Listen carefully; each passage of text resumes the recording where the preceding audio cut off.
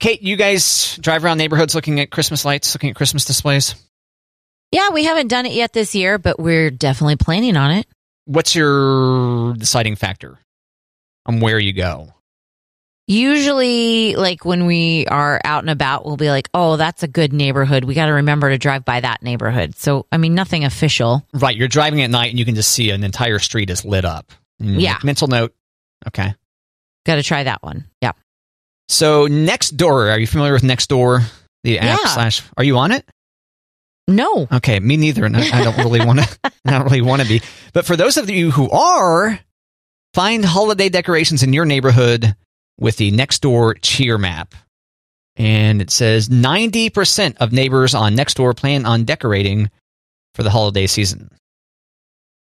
And so, let's see, figures are from an online survey of 84,988 Nextdoor users in the United States between November 1st, 2021 and November 8th. All right. Follow the asterisk there. So the idea is you basically opt in. You're like, my house has cool decorations. And then, everyone opts in. And then you go to this map. And it's a heat map that basically shows you, hey, here's a neighborhood where, once again, people have self-selected. So it may still not be the best. You might not see the best light display in that neighborhood. But that neighborhood has opted in the Nextdoor and said, hey, our street is ready to go. Now, see, part of me wants to look at that map and be like, we need to avoid those streets because it's going to be busy. Oh, huh. Interesting. We got stuck in a neighborhood last year. When I say stuck, I mean bumper to bumper, cannot get out. We were in a neighborhood for at least an hour last year. Really? Yeah. Wow. It was beautiful, great lights, but a little bit slower pace than what we would have preferred. Yeah. Jeez. Yeah. That's a decent bit. Yeah. Yeah, we had the kids in their jams and we had like hot chocolate and we were listening to Christmas music and then it was like, are we done yet? Can we get out of here? Right. Nope. Nextdoor, they have some more stats here. So yeah, 90% of neighbors plan to decorate. 70% put up holiday decorations in November. 21% decked the halls with holiday lights and displays before Thanksgiving. Ambitious. Yeah, ambitious. And then 83% of those decorating this year plan on keeping their decorations up throughout December, with 42% not taking down their decor immediately after the new year. And this is helpful for those of you who are paranoid. The majority of U.S. adults don't mind if neighbors leave their outdoor holiday decorations up past January 1st. Well, I'm going to let you in on a secret. Mm-hmm. We don't take ours down until January 6th, at least. Because? That's when the wise men get there. There you go. That's what I thought. Christmas isn't over yet. I couldn't think. What's that called again? The Epiphany. Epiphany. Yeah. So we usually leave our Christmas decorations up at least until the 6th. I have once, when we had a tiny baby, we didn't get the Christmas decorations down to like the 15th or the 16th, and I didn't care. But I was like, yep. I remember a house in my neighborhood growing up.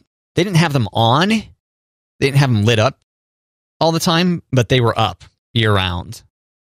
Yeah. What do you think about that move? I have friends like that who have the, I don't know if they're the LED or the rope lights, but they have them up on their house all year round. And they've got an app where they can, 4th of July, it's like red, white, and blue. And okay. St. Patrick's Day, they're green. And yeah, but they are a permanent fixture. It's all about how hideous or acceptable they look when they're on, during the daytime, basically.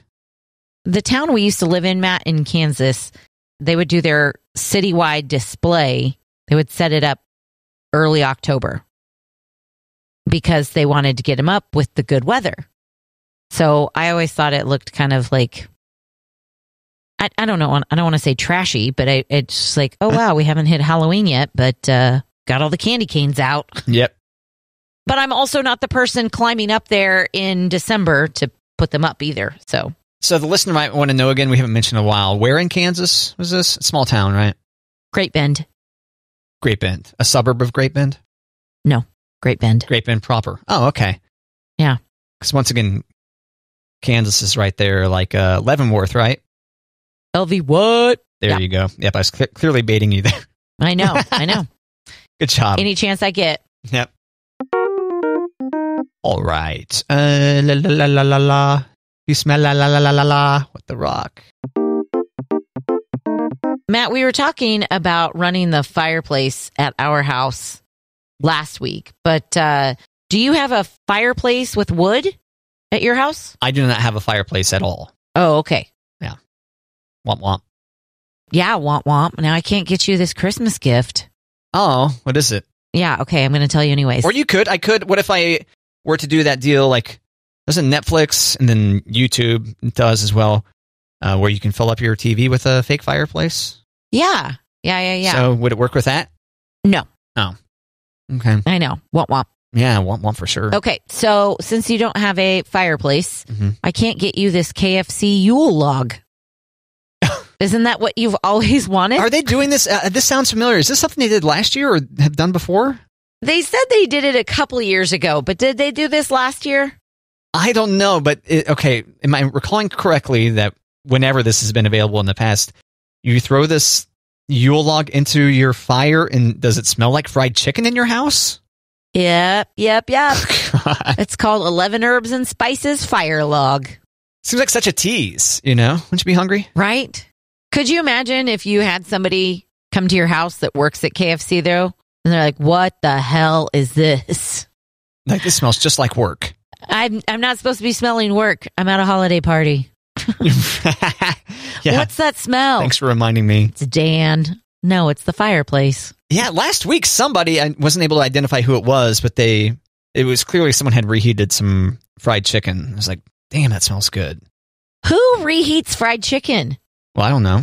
Don't you eat cold fried chicken? Well, maybe not. I guess they could have potentially brought it in fresh, but it was so apparent in there. I think it was clearly cooked in the fried chicken. Wait, fried chicken's no good microwaved? I was just going to say, I'm sure it is. We just grew up that you eat fried chicken warm that night, and then the next time you eat fried chicken, it's cold. Okay. Cold fried chicken. Yeah, I think fried chicken's just fine. I'm fairly certain I've microwaved fried chicken. Yeah. Obviously a long time ago, but yeah, we always do cold fried chicken as the way you eat the leftover. Gotcha. Huh. Yeah. Interesting mode. Which, if you say it out loud, it kind of sounds gross. But yeah, we've talked about cold spaghetti a lot before. Oh.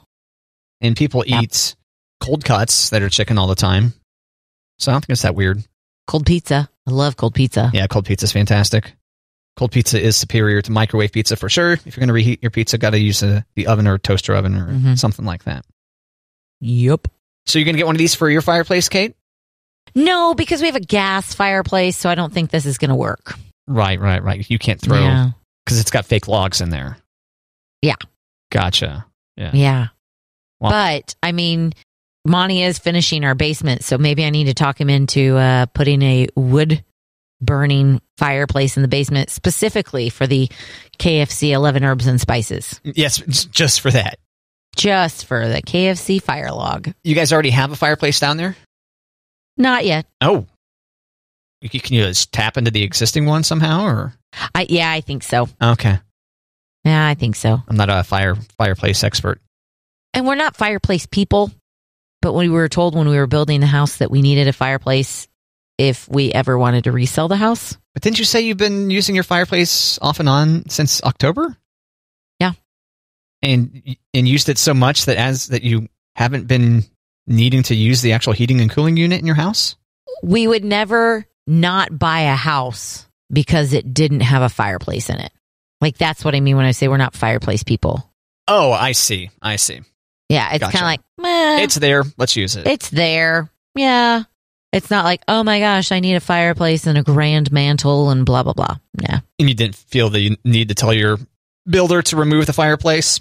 We were going to, and our realtor was like, if you ever want to resale, get the fireplace. That's right. We did talk about this. Yeah, so we got the fireplace. Was it because it affected the back of the house or something? What was your objection to the fireplace? I forget, because we talked about this. I didn't know about that until afterwards, about how the back of the house looks. Like, I wish somebody would have told us we could have moved the fireplace instead of like, bam, right on that wall. It could have been like in a corner and kind of like out of the way so that you're not opted like, that's the only place you can put a television. If you put it anywhere else, it's going to look stupid. So it looks like your house has like a weird growth on it. yeah. Mm-hmm. Yeah. But it was not one of those do we need it? No. Okay. And then they're like, yeah, you need it. So I was like, all right, we got it. Yeah, and I contended that no one's staring at the back of your house. Mm-hmm. Except for you when you get your pool. Except for me. Yep. Every time I mow the lawn, I'm like, look at that sucker. You think you'll get a pool for Christmas, Kate? I have put that out there a couple of times. Oh, okay. I have put that out there. And? Yeah. It's probably not happening this Christmas. Okay. I don't think he's going to be doing any digging this Christmas. Is that what he's going to end up digging it out? Probably. Okay. Yeah. Man, that Monty's sexy. Tell you what. I know. I know. He was in the emergency room over the weekend, though. Oh. What happened?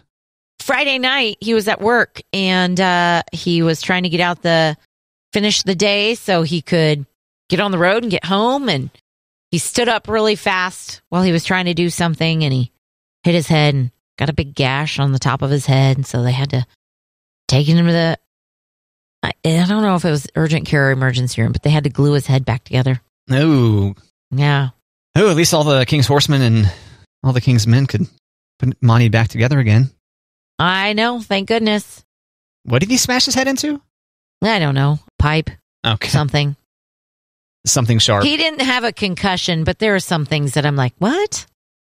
What do you mean? He didn't have a concussion, but he, like, over the weekend, he was saying weird things, or? It doesn't make sense. Yeah. What do you mean? But I mean, like, that's not doesn't make sense. Any different from any other weekend. Sometimes he says things that don't make sense. Okay. So. Oh, as hot as Monty is, sometimes he says things that don't make sense. And because he's hot, you just let it go. Yeah, not everyone can be perfect. And just grin and smile and nod your head and go, okay, babe. Sure thing. You want me to get you another beer? Oh, he's a good one. But he was texting me. He was asking me what the name of his doctor is. I'm like, I don't know. And he was like, I can't remember what the doctor's name is. Do you remember who told us to go check this doctor out? I'm like, no. And then, like, I started to put things. I'm like, why is he asking where? I'm like, I call him. I'm like, are you okay? He's like, I hit my head. I got to get it glued shut. So then I FaceTime him, and he's at the facility. And I'm like, what's going on? And he's like, well, I'll have to talk to you about it in a minute. And then he shows me. I'm like, don't let him cut your hair. He's like, I know. Don't thanks. let them cut your hair. Yeah. Oh. Be gentle. Be gentle. It's precious. The glorious mane on Monty. I know. So. Don't let them cut your hair. So he called me back and he tried to explain what happened. And I was like, are you okay? Yeah, I'm fine. Just trying to get the job done. And then he was kind of like, didn't have time for this. And like, oh, well, it's the weekend now. So yay. Oh man, I hate injuries like that. It's like, yeah, I wouldn't have injured myself if I wasn't rushing or being stupid. Right. Yeah, which is the majority of the injuries that I've sustained, yes. Or maybe all of them. I was going to say most of mine are, maybe yeah, all I was of going to them. say mine are more like not having coordination. Right. In high school, I broke my ankle trying to score a rebound over my friend Kevin, who is like, God, at least like half a foot taller than I am. I was getting into the game and then came down on my ankle. Then in college, you know. I mean, that's not because you were in a hurry. I was being stupid, thinking I was going to be able to grab the ball over him, though. That's aggressiveness. Yeah. Yes. It's a battle wound. I didn't say it's hurry and being stupid. It's both. Okay. Okay. All right. The more obvious one was when I was at KU my sophomore year when there was an ice storm followed by a snowstorm, and we went up to Campanile Hill to do some sledding, and we were waiting on the people who had sleds to arrive, and someone had cleared off a stretch of sidewalk that had ice on it, and I tried to surf across it and then flipped and broke my collarbone. Yikes. That was pretty stupid. Alcohol? There was some alcohol involved. I believe Keystone. Okay. In fact, yeah, that was one of the, when I yelled at my roommate Mike, I was like, hey, I can't carry this anymore because I had a sled in one hand and the quickly depleting 30-pack of stones in the other. And then he was like, he pushed on my shoulder and he was like, yeah, I think that's broken. Yeah, so that was pretty stupid. Yeah. I don't know. Yikes. But good times. Mine's just like walking and, the part of the sidewalk was unlevel and my ankle's like, no, we're not going to make it today. Crunch.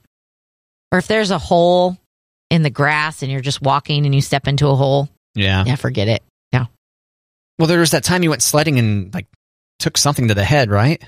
I hit a blazer with my face. Yeah, so Broke my jaw there. That wasn't being stupid, though. There was no alcohol involved. okay. Well, how did it happen again? I was a freshman in high school. We were sledding, and we were going down this giant hill in Topeka, and we hit a bump. It sent us spinning, and we were going backwards, and we're coming to the bottom of the hill, and I was turning around to see where we were going, and there was a blazer that was parked illegally at the bottom of the hill, and I hit the grill. I had like a Chevy bow tie tattooed on my cheek for a little bit. Oh, that's hot. Just kidding about that. Knocked me out. Has my first ambulance ride. Broke my jaw. Yeah. Man. So you didn't see that truck or blazer? No. That's a SUV. You didn't see it when you went down the hill in the first place? There's no way you could see it from the top of the hill. Gotcha. From where Gotcha. we went, it was like there's no way you would hit that.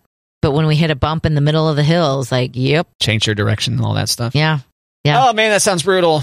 I know. Horrible. But the night before, Matt, this was me and two other girlfriends who went with somebody's mom. So it was like nothing bad's going to happen because you've got like parental supervision. Yeah. The night before, Buzzkill. we went with like 15 other kids and no parents. And like the plastic lining in a truck, like somebody removed that plastic lining from their truck bed. Yeah. And there was like 20 of us in this truck bed. And there was alcohol. I was not drinking, but there was kids drinking and nothing happened. Everybody was fine. You're saying 20 of you went down the hill on one giant plastic liner? Yeah. 20? Yeah. At least. How big of a truck are we talking about here? Like a pickup truck. Not like a Ford Ranger, like a F-150 or something, like one of those giant beds. Yeah, I still didn't think you could get 20 people in there. Wow. Some people standing, some people sitting. Yeah. And no one got injured on that journey? Nothing. No one got hurt. Amazing. That was like, this is the worst idea, kids. And everybody was fine. And I go with Angie's mom the next night and I break my jaw. It's like, what? Broken jaw. Ugh. Do you have a liquid diet for a while? Soft foods. So didn't have to wire your jaw shut. No. Ugh. The bones were God. being held together by a blood clot. Man, you're lucky you didn't die, right? Yeah. Yeah. Sheesh. Angie, who was sitting in the front of the sled, she hit the tire with her neck Ugh. and it was like half an inch away from her spine. It could have been really bad. Yeah, it sounds like it was really bad, but yeah, it could have been. The guy who owned the Blazer got the hell out of Dodge as soon as we hit it because he was parked illegally. Like we could have sued the pants off of him. You would never have heard from me, Matt. How was he illegally parked? He was parked on the actual hill or something? Mm-hmm. Okay. There was no parking on the street, so he pulled up over the curb and was parked on the bottom of the hill. Yeah. Was there a car behind him then? Like parallel to it? No. Okay. Like right in Nope. the middle of nowhere almost. Well, it was like right next to the road. Okay. You don't think you guys deserve a little bit of blame for going down a hill that ends up headed toward a road? No. We wouldn't have gone into the street. Okay. Yeah. Gotcha. We would not have gone into the street. It slopes out enough. Yes. It flattens out enough. Yeah. We would not have gone into the street. So this is a hill in Topeka. Do you want to recommend this hill or do you think people shouldn't? Yeah. All right. Can you describe where it is? It's Quinton Heights. If you look it up, Quinton Heights Hill, Topeka, Kansas. Okay. There you go. And the first thing is Quinton Heights Hill, a longtime sledding mecca. Right. Watch out for your face and head. Watch out for those cars. Yeah. Fantastic sledding. Impossible to like go all the way up. Sounds like a thrill. I bet you. It sounds like it really got your adrenaline going likely. Well, it's so wide and it kind of, there's different, like there's the big hill, there's not as high of a hill, and there's like more of like a baby hill, if that makes sense. Well, that's nice that there's different slopes. Yeah. Yeah. But the big hill is the one where the street comes to the bottom. And now they have a fence, by the way. Oh, okay. They didn't have a fence then. That way you can just slam into the fence instead. Chain link. Yep. Nice. Good times. Matt, I feel like we've talked about Cleveland's Great Lake Brewing Company before. Does that? What? No. No? Maybe. It doesn't ring a bell right away, though. I feel like they've put out some weird beers. Okay. In the last, I feel like we've talked about them. Maybe not. Maybe. I just don't recognize the name. We could have. There is a brewing company in Cleveland, Cleveland's Great Lakes Brewing Company. They are holding a Die Hard themed holiday dinner this week. So it's a 5-course menu inspired by Die Hard. I mean, does that surprise you? You can get 5 courses out of Die Hard? I'm trying to remember food being in Die Hard. I've seen Die Hard a lot. All right, what are the items? All right. Course 1, Nakatomi Tower sticky rice. Okay. So salmon, pickled vegetables, sesame ginger sauce paired with crush-worthy low-cal citrus wheat. Okay. That sounds good. Yeah. Course 2 is the German Twins Dortmunder. Gold-infused currywurst, knockwurst sauerkraut paired with Dortmunder Gold Lager. All right. Sounds good. All right. Yeah. I have all these things so far. Okay. Course 3 is the Detonators. Yippee-ki-yay, Mother Clucker. It's spicy chicken spring rolls paired with Tropicoastal Tropical IPA. Okay. Does that sound delicious? I would have that too. I would have all these things. I can only drink so many IPAs in this sitting, but... I was going to say 5 courses, you're going to get wasted. Will you even have enough room in your stomach for the food? Course 4 is the Cowboy and Hans smoked pork loin, crispy pork schnitzel, bitter greens, spicy slaw paired with wet hopped IPA. I'm not sure I followed that one as much as the other ones. Okay. What am I missing on that? I don't know. Okay. Cowboy and Hans is does he call John McClane the cowboy? Maybe. I guess it's just the pork part that's throwing me off. Okay. All right. Course 5 is the Happy Trails yellow sponge cake. Cinnamon cream, cranberry puree paired with barrel-aged Christmas ale. So the Die Hard dinner, where are we traveling to if we want to go to that? You said it was tomorrow? Cleveland. Cleveland's Great Lake Brewing Company. The dinner is only $85. I mean, considering the number of things you just listed. Yeah. Maybe we should bring a couple people with you to help eat it. That's not that bad. Not that bad. But I knew you were a Die Hard fan, so I thought, no. That's right. Should have thrown this at you a little earlier, huh? Yippee-ki-yay, Mr. Falcon. Yippee-ki-yay, Mother Clucker. Yippee-ki-yay, Mr. Falcon was from Die Hard 2. That was the TV edit. Okay. Yeah, I don't want to spoil Die Hard 2, but there's a plane involved in Die Hard 2. And instead of saying Yippee-ki-yay, Mother beep, the overdub is Yippee-ki-yay, Mr. Falcon. Which, does Falcon have anything? I mean, that's what it is because it's a plane? I guess. Okay. Maybe there's somebody, maybe that's a character named Falcon, and that maybe I missed something, but yeah, Die Hard 2, not as good as Die Hard 1, but still pretty good. Pretty good. Hans Gruber is the bad guy in 1, right? Yes, as portrayed by Alan Rickman. R.I.P. Yep. Right? Okay. And then in 2, it's Jeremy Irons, right? Yes. Well, or is Jeremy Irons in 1? I think Jeremy Irons might be in 3. Oh, okay. Die Hard with a Vengeance? With Samuel L. Jackson also? Yeah. Let me search for Die Hard 2 here. Die Hard 2. We go to our Wikipedia. Wicca. They still want me to give them some money. Yeah, I don't recognize any of the names other than Bruce Willis on it. Starring Bruce Willis. Bonnie Bedelia, is that his wife? Mm-hmm. William Atherton. Oh, Reginald Bell Johnson is back. Franco Nero, William Sadler, John Amos. So, and then, Die Hard with a Vengeance with Samuel L. Jackson and Jeremy Irons, who plays, Hans Gruber's brother. Because he's back with a vengeance. Yeah. I'll need to watch it again because someone the other day posted that Die Hard 2 is also a Christmas movie. That's been a debate for a while about Die Hard 1, whether or not it is a Christmas film. I saw something the other day about, are these movies really Christmas movies? And somebody says Die Hard, Lethal Weapon, Batman Returns, and Gremlins are all Christmas movies. Okay. Yeah. Fair enough. I'm willing to let Christmas movie be a pretty broad term. Agree with those being Christmas films or not? I mean, just because Christmas is in it, does that make it a Christmas movie?